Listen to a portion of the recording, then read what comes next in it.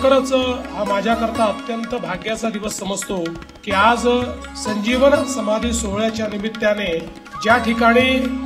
ही संजीवन समाधी झाली, ज्याला आपण नामदेव पायरी म्हणून देखील ओळखतो, त्या ठिकाणी जाऊन मला प्रत्यक्ष दर्शन घेता आलं आणि तिथली ऊर्जा देखील मला प्राप्त करून घेता आली।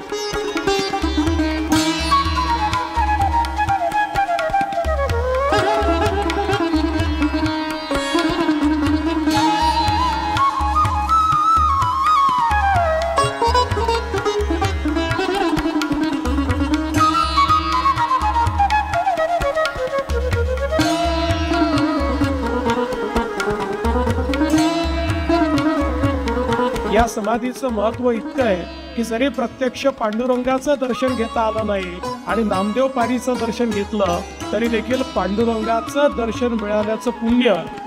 हे या ठिकाणी मिळतं।